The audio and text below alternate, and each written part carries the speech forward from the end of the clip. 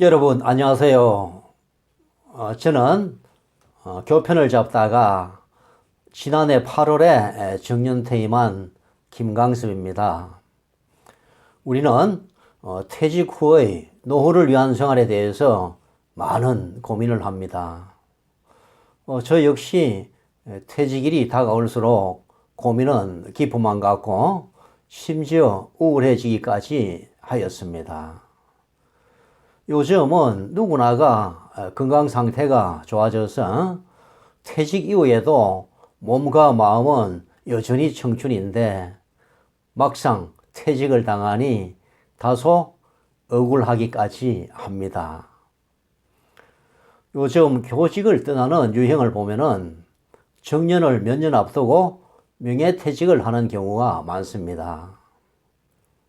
오랫동안 교편을 잡았음에도 불구하고 급격히 달라진 교육 환경에 적응하지 못해서가 그 이유입니다.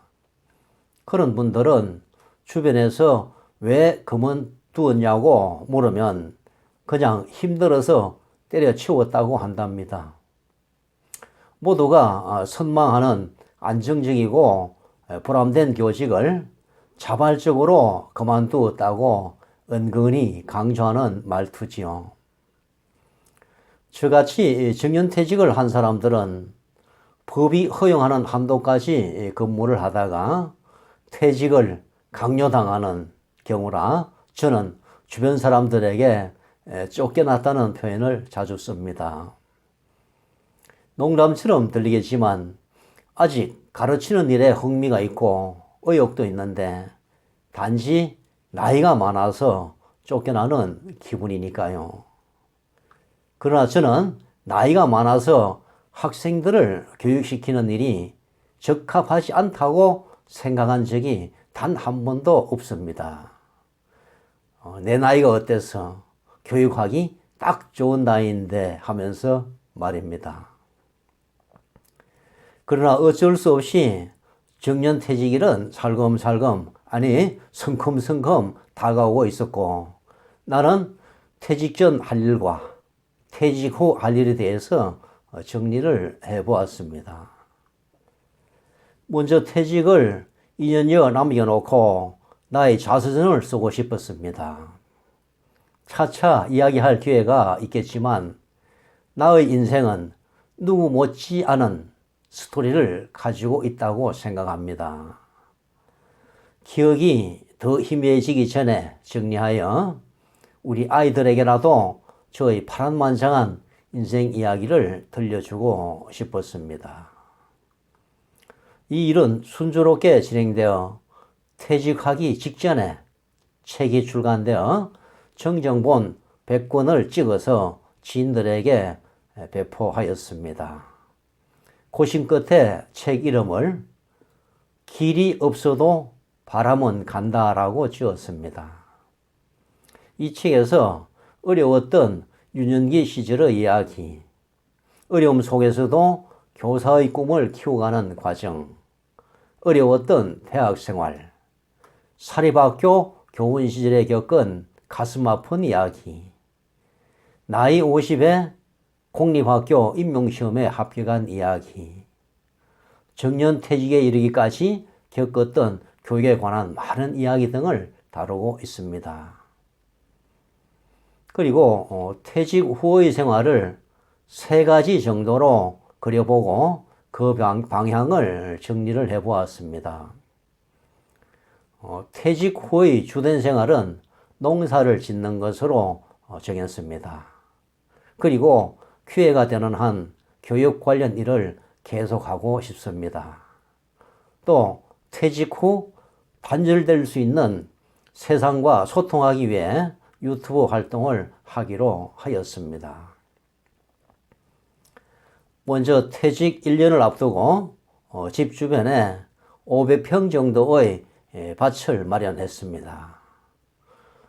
농사를 통해 수익을 올리는 것이 주 목적이 아니었고 또 본격적으로 농사를 해보는 것도 처음이었습니다.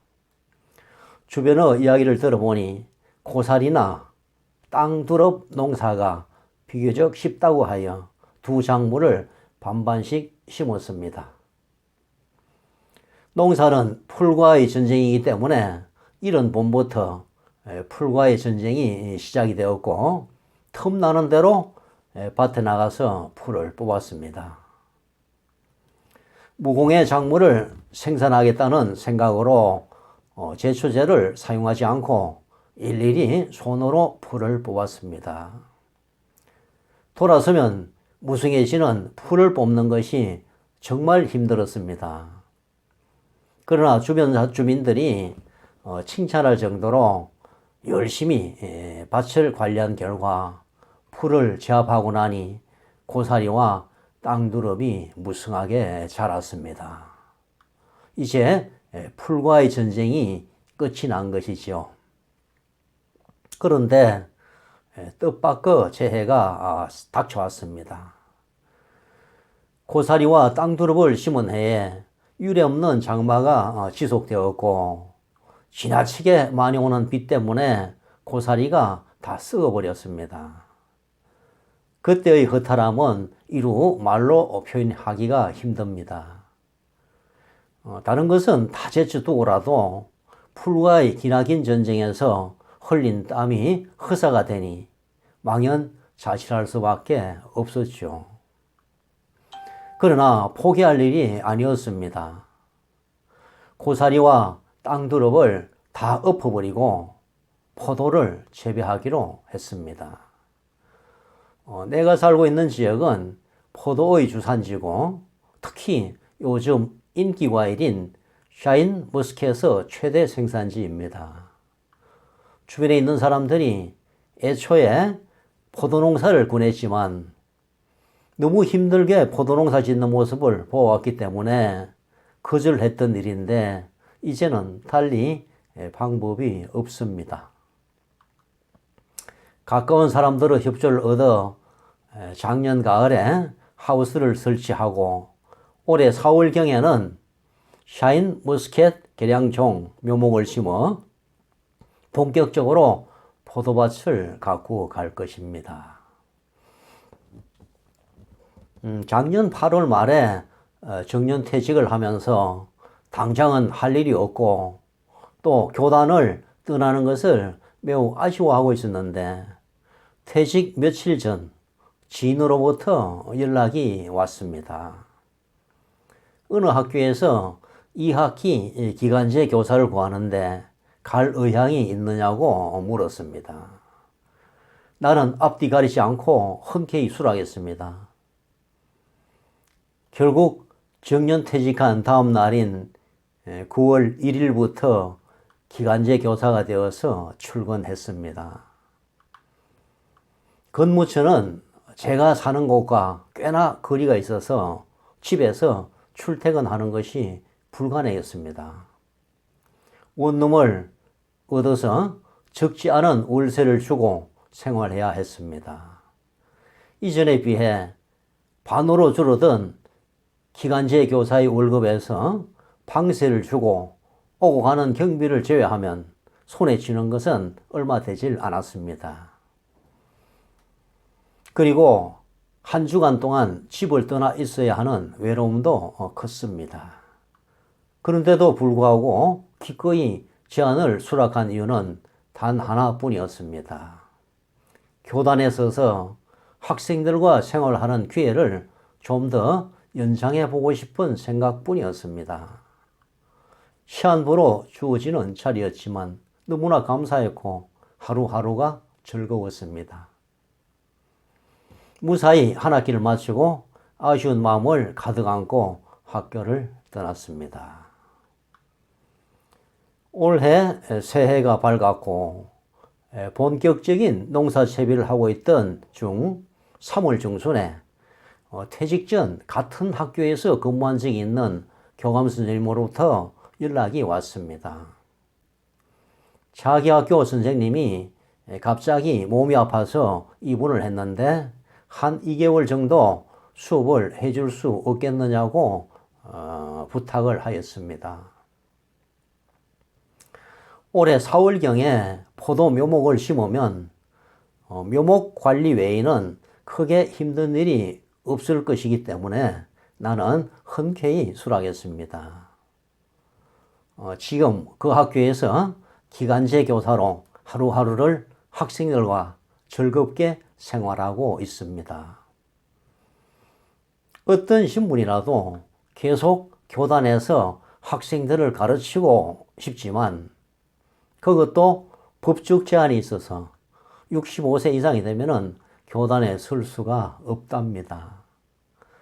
이 일이 끝나면은 학생들을 가르치는 일보다 다른 방법으로 교육에 대해 관심을 가져봐야겠습니다. 대부분의 교사들은 퇴직 후에 확실히 줄어든 소통으로 인해서 외로움을 느낀다고 합니다. 더구나 외골수로 살아온 인생인지라 평소 교류의 폭이 좁아서 사회에 적응하기가 힘이 든다고 합니다.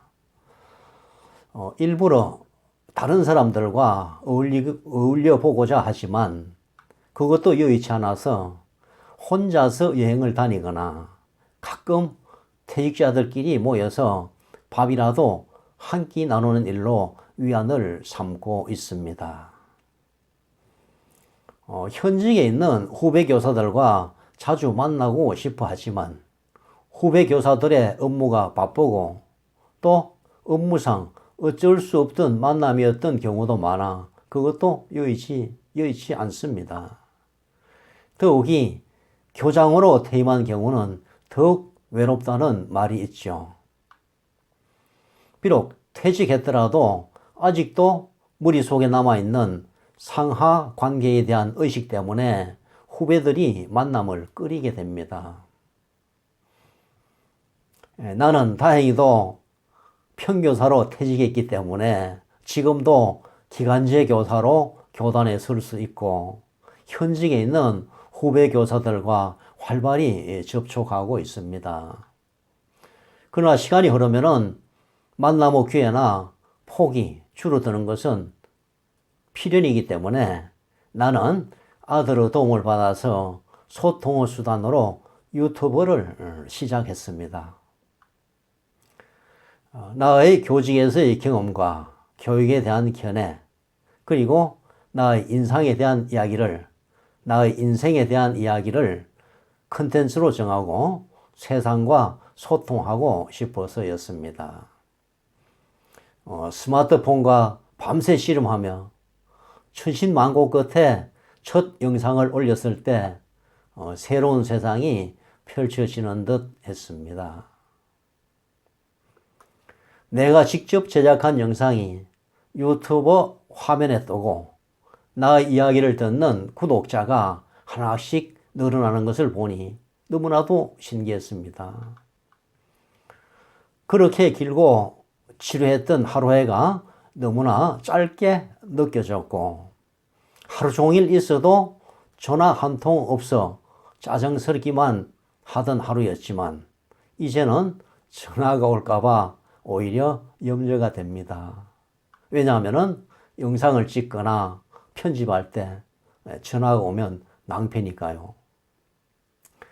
유튜브를 시작한 지 막 한 달이 지났으며 30여 개의 영상을 올렸고 구독자도 꽤나 늘었습니다.